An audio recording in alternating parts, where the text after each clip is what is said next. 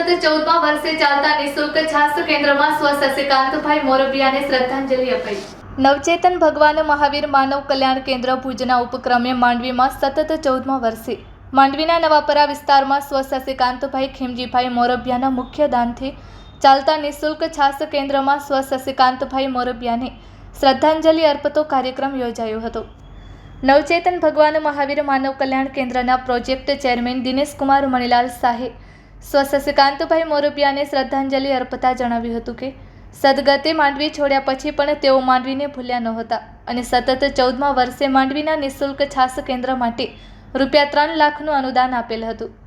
ભુજના છાસ કેન્દ્ર માટે પણ તેમણે રૂપિયા 1 લાખનું અનુદાન આપેલ હોવાનું સંસ્થાના પ્રમુખ શ્રી વીજી મહેતાએ જણાવ્યું હતું।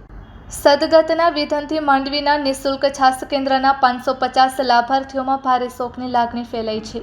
સદગતના આત્માના શ્રેયાર્થે સૌએ 2 મિનિટનું મૌન પાડી સ્વ શશિકાંતભાઈ મોરબિયાને શ્રદ્ધાંજલિ અર્પી હતી તેમજ તેમના કુટુંબીજનો પર આવી પડેલ દુઃખને સહન કરવાની પ્રભુ શક્તિ આપે તેવી પ્રાર્થના કરાઈ હતી। આ પ્રસંગે જયેશભાઈ ચંદુરા, વિપુલભાઈ સોલંકી તથા નિઃશુલ્ક છાસ કેન્દ્રમાં સેવા આપતા અનસુયાબેન શાહ, જયશ્રીબેન ગિરનારી અને મધુબેન વ્યાસે પણ સ્વ શશિકાંતભાઈ મોરબિયાને શ્રદ્ધાંજલિ અર્પી હતી। Report by Amitbhai Bhanushali, Naliya, Abdasa, Kutch.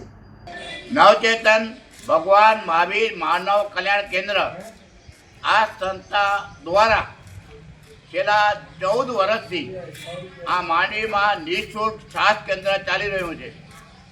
આ નિઃશુલ્ક છાસ કેન્દ્રના મુખ્ય દાતા જે મૂળ માંડવીના પણ હમણાં ભુજ રહેતા હતા એવા દાતા મુખ્ય દાતા શશિકાંતભાઈ ખીમજીભાઈ મોરબિયા 5 દિવસ પહેલાં આપણા વચ્ચેથી વિદાય લઈ ગયા।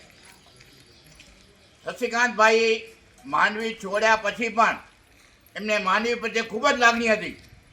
જ્યારે ઉનાળાની શરૂઆત થતી હોય ત્યારે શશિકાંતભાઈ આપણા સંસ્થાના પ્રમુખ વેદજી મહેતા સાહેબ, જેને વેદજી દાદા તરીકે ઓળખાય છે, વેદજી દાદાને સામેથી લો એને કહેતા કે વેદજી દાદા છાસ કેન્દ્ર ક્યારે શરૂ કરો છો? એટલે તાત્કાલિક અમે નિર્ણય લઈ લેતા અને એમને કીધું કોઈ ચિંતા ન કરો। એટલે આપણે છાસ કેન્દ્ર 13 વર્ષ તો સંપન્ન થઈ ગયા। આ 14મા વર્ષે પણ એણે ભુજ માંડવીના છાસ કેન્દ્ર માટે રૂપિયા 3 લાખનું અનુદાન આપ્યું છે અને ભુજનું જે છાસનો ફલક ચાલુ છે એના માટે 1 લાખ રૂપિયા આપ્યા છે। આમ 4 લાખ રૂપિયા શશિકાંતભાઈ આપ્યા છે। આજે 5 દિવસ પહેલાં આ ફાની દુનિયા છોડીને ભગવાનને વાલા થઈ ગયા। 2 દિવસ પહેલાં ભુજમાં એની પ્રાર્થના સભા રાખવામાં આવી હતી અને એ પ્રાર્થના સભામાં આપણા નવચેતન ભગવાન મહાવીર માનવ કલ્યાણના કેન્દ્રના વિજય દાદા સહિત સમગ્ર ટીમ અને માંડવીના હું, અંશુયાબેન, મધુબેન, જયશ્રીબેન બધા પ્રાર્થના સભામાં હાજરી પણ આપી હતી। પણ આ જે શશિકાંતભાઈ છે એનો પરિવાર પણ ખૂબ દાનવીર છે અને એમના પરિવારે તમને કદાચ એમ લાગશે કે આ પરિવાર કેટલો દાનવીર છે। આ વાત કરું તો આપને ખ્યાલ આવે। પ્રાર્થના સભાની અંદર કચ્છની જુદી જુદી સંસ્થા માટે એમના પરિવારે જીવદયા અને માનવ સેવા માટે આ પરિવારે 27 લાખ રૂપિયાનું અનુદાન જાહેર કર્યું છે। શા માટે જાહેર કર્યું છે? જીવદયા અને માનવ સેવા માટે। રાપર સહિત કચ્છની સમગ્ર સંસ્થા માટે એમણે 27 લાખ રકમ, કંઈ નાની રકમ નથી। આ 27 લાખ જેવી રકમ એમણે જાહેર કરી છે। એનો પરિવાર પણ માંડવી પ્રત્યે ખૂબ લાગણી ધરાવે છે। આ જ્યારે આપણા વચ્ચેથી વિદાય લે છે એ બહુ દુઃખદ ઘટના છે, આપણા માટે દુઃખદ ઘટના છે। આ વર્ષે એમની તબિયત બરાબર નથી એટલે ઉદ્ઘાટનમાં પણ શશિકાંતભાઈ આવ્યા નહોતા।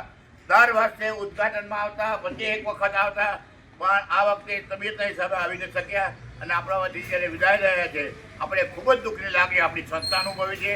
આપને પણ ખૂબ દુઃખ થાય છે કે શશિકાંતભાઈનો આત્મા જ્યાં હોય ત્યાં ભગવાન એને ચીર શાંતિ આપે એવી પ્રાર્થના કરી છે અને આપણે બધા 2 મિનિટનું એમને મૌન પાડી અને ભગવાન પ્રાર્થના કરશું કે હે ભગવાન, શશિકાંતભાઈનો આત્મા જ્યાં હોય ત્યાં તેમને ચીર શાંતિ આપજો અને એમના પરિવારને જે દુઃખ આવ્યું પડ્યું છે એ સહન કરવાની પ્રભુ એમને શક્તિ આપે।